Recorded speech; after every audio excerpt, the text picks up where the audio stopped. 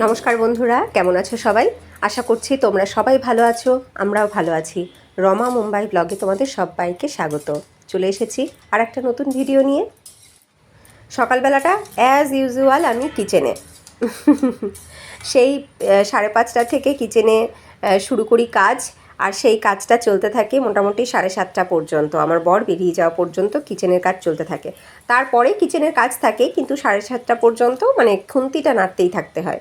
তো যাই হোক, এখন বানাচ্ছি আমার বরের লাঞ্চ। তো আজকে বানাচ্ছি একটু ঝিঙে আলু পোস্ত। কিন্তু দেখলে আমি পোস্ত দেইনি, পোস্ত ছাড়াই কিন্তু আমি পোস্ত বানাচ্ছি। আসলে পোস্তটা যে নেই ঘরে সেটা আমার খেয়ালই ছিল না।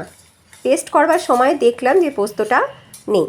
তো কি করব, আমি নিয়েছি নারকেল, তার সাথে নিয়েছি সাদা তিল আর কালো সর্ষে আর 2টো কাঁচা লঙ্কা।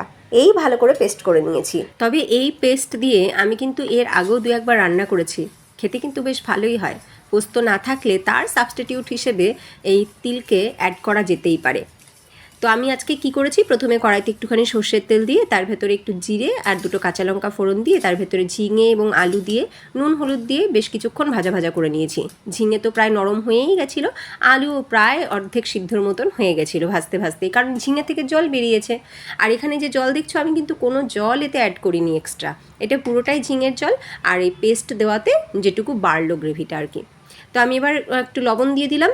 এখন ভালো করে একটু ফুটিয়ে নিলেই কিন্তু এটা রেডি হয়ে যাবে। এটা খেতে কিন্তু সত্যি খুব ভালোই হয়। আর এখন তো ঝিঙে যে রকমভাবেই খাওয়া যাক না কেন, সেটা খাওয়া আমাদের শরীরের জন্য ভালো, কারণ প্রচুর ওয়াটার কন্টেন্ট থাকে এতে। তো এই দেখো, আমি একটুখানি খুন্তি দিয়ে খোঁচা মেরে দেখছি সিদ্ধ হয়েছে কিনা। সিদ্ধ কিন্তু হয়ে গেছে, তার মানে এটা আমার এখন নামানোর সময় হয়ে গেছে। তবে এই যে রঙটা দেখাচ্ছে ক্যামেরাতে, একদমই কিন্তু এই রঙ নয়, খুব সুন্দর মিষ্টি একটা বাসন্তী কালার হয়েছে তরকারিটার। তোমরা জানো মানে হালকা অল্প একটু হলুদ দিলে পোস্তর রঙটা কীরকম হয়, ঠিক সেই রকম একটা বাসন্তী কালার কিন্তু হয়েছে। কিন্তু এখানে ক্যামেরাতে খুব বিচ্ছিরি একটা রঙ দেখাচ্ছে। এইবার করে নিচ্ছি রুটি। ওদিকে আমার বর খেতে বসেছে, ওর খাওয়া হলেই ও টিফিন নিয়ে বেরোবে। তো এখন তাড়াতাড়ি রুটিটা হয়ে গেলে ওর টিফিনটা প্যাক করে দেবো। দেখো, এত সময় হয়ে গেল তোমাদের সাথে কথা বলছি, একটা কাজের কথা বলতে তো ভুলেই গেছি আজকে তো অক্ষয় তৃতীয়া। তোমাদের সকলকে জানাচ্ছি অক্ষয় তৃতীয়ার অনেক অনেক শুভেচ্ছা।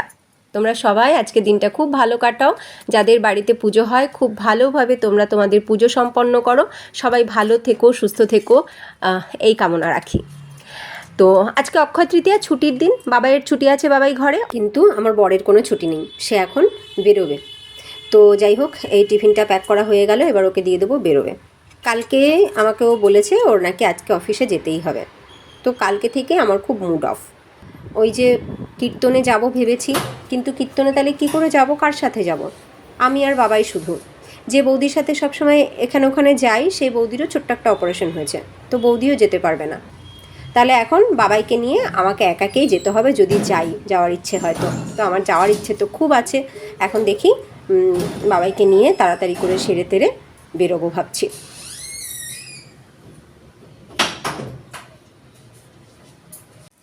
রেডি হয়ে গেছি, এই যে এখন বেরোচ্ছি, আমি আর বাবাই বেরোচ্ছি। আমার বর তো এখনও ফিরলো না অফিস থেকে, ওই বললো যাও তোমরা, ওর আসতে নাকি লেট হবে। তো যাই হোক, আমরা এই যে বেরোচ্ছি। ওই পয়লা বৈশাখের দিন যে শাড়িটা পরলাম না, সেই শাড়িটাই পরেছি আজকে, কারণ এই শাড়িটা না খুব হালকা, খুব হালকা। এই ভর দুপুরবেলা বেরোচ্ছি তো, গরমে কষ্টটা কম পাবো আর কি। তো যাই হোক, চলো বেরোই। একদম সিম্পল সাজ সেজেছি, কেমন লাগছে জানিও। চলো গিয়ে এখন সবটা তোমাদেরকে আবার দেখাবো, সবটা শেয়ার করবো তোমাদের সাথে। বেরিয়ে পড়লাম মা ছেলে দুজনাতে। পৌঁছে গেছি আমরা মা ছেলেতে, অটো ধরে চলে আসলাম। বাপরে কি মানুষের ঢল গো, প্রচুর মানুষ, প্রচুর মানুষ। দেখো বাইরে একটা বোর্ড টানানো হয়েছে, তাতে কিন্তু হিন্দিতে সমস্তটা লেখা রয়েছে, কবে কি প্রোগ্রাম, কবে কি হচ্ছে না হচ্ছে। কারণ এখানে শুধুমাত্র বাঙালিরা এসেছে তা কিন্তু নয়, প্রচুর নন বেঙ্গলি দর্শনার্থী এখানে আসে, আশেপাশে যারা থাকে এবং দূর দূর থেকেও আসে। তো চলো আগে মহাপ্রভুর দর্শন করি।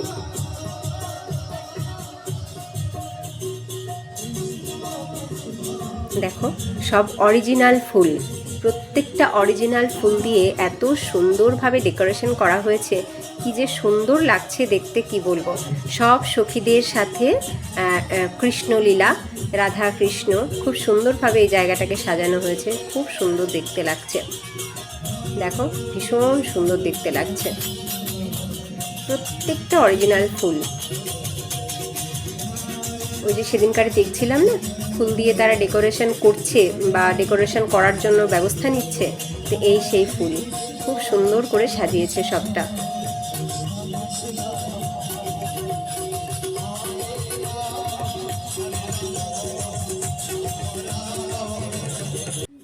এই হলো মহাপ্রভু। এখানে রয়েছে জগন্নাথ, বলরাম ও সুভদ্রা। কি সুন্দর মূর্তিগুলো না, কি দারুণ দেখতে লাগছে। আর এই হচ্ছে গৌর নিতাই, ভীষণ সুন্দর করে সাজানো হয়েছে, খুব সুন্দর ডেকোরেশন। আর এই হচ্ছে মঞ্চ, যেখানে হচ্ছে নিরন্তর হরিনাম সংকীর্তন। এখানে নিরন্তর হরে কৃষ্ণ মহামন্ত্র জপ হচ্ছে। দেখো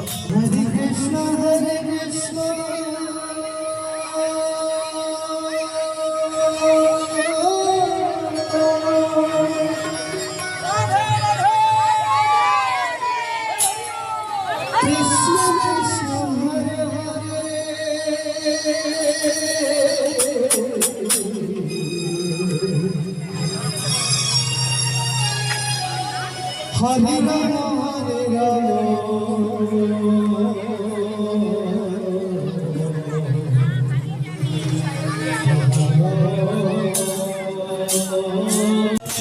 দেখো মানুষের ঢল নেমেছে, কত মানুষ দেখেছো। এখানে বসার জায়গা দেওয়া যাচ্ছে না, চেয়ার পাতার আর জায়গা নেই রীতিমতন। তো যে কারণে মানুষ কিন্তু নিচে বসেও, দেখো নিচে বসেও হরিনাম সংকীর্তন উপভোগ করছে সবাই। এইবার আমরা চলে যাচ্ছি মহাপ্রসাদ গ্রহণের জন্য। দেখো এখানে মহাপ্রসাদ গ্রহণের আয়োজন সমাপ্ত, মানে রান্নাবান্নার সমস্ত কিছু কমপ্লিট। এখন মানুষের কিন্তু প্রসাদ গ্রহণও প্রায় হয়েই গেছে। তো আমরা আসলাম বেশ অনেকক্ষণ পরে। বাবাই বলছে মাম্মা খিদে পেয়েছে, খেতে চলো। ঠিক আছে চল এবার। এই দেখো আমরা মহাপ্রসাদ নিয়ে নিয়েছি। এই যে যে থালাটা দেখছো, থালাটা যেন ছোট পড়ে গেছে, কারণ প্রচুর কিছু আছে এতে। আছে প্রথমে দিয়েছে পকোড়া, কিসের পকোড়া বলতে পারছি না, তার সাথে দিয়েছে লুচি, তার সাথে আছে ভাত, ডাল, আরও 2 রকমের সবজি আছে, তার সাথে আছে চাটনি, পাঁপড়, পায়েস আর বোঁদে। এত কিছু একটাই প্লেটের মধ্যে দিয়ে দিয়েছে। তো একটা আর একটার সাথে মিশে গেছে আর কি। তো যাই হোক, প্রত্যেকটা খাবার কিন্তু দারুণ টেস্টি, আর সবাই খুব আনন্দের সাথে মহাপ্রসাদ গ্রহণ করছে। দেখো প্রচুর মানুষ এখানে মহাপ্রসাদ গ্রহণ করছে। তো এইবারের সিস্টেমটা বেশ সুন্দর করেছে, এরকম লাইন লাইন করে রেখে দিয়েছে টেবিল, এবং সবাই খাবার নিয়ে টেবিলে দাঁড়িয়ে খাচ্ছে। বসার জায়গা এখানে করা হয়নি, তবুও সবাই কিন্তু বেশ তৃপ্তি করে মহাপ্রসাদ গ্রহণ করছে, দেখেও খুব ভালো লাগছে। এই খেতে আসার সময় একটা খুব সুন্দর মিষ্টি একটা ঘটনা ঘটেছে আমার সাথে, যেটা আমি তোমাদের সাথে শেয়ার না করে পারছি না।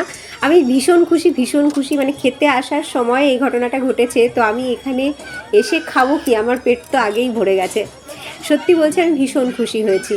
কি হয়েছে সেটা হচ্ছে, আমি আসছি বাবাইকে হাত ধরে, তো সেই সময় হঠাৎ করে একজন দিদিভাই আমার সামনে এসে দাঁড়িয়ে আমার হাত ধরে বলছে, দিদি আমি তোমার ভিডিও দেখি, খুব ভালো লাগে। আমি তো কথাটা শুনেই আপ্লুত হয়ে গেছি। এই প্রথমবার কেউ সামনে এসে দাঁড়িয়ে, যে আমাকে কখনো দেখেনি, হঠাৎ করে সে আমার হাত ধরে বলছে আমার খুব ভালো লাগে।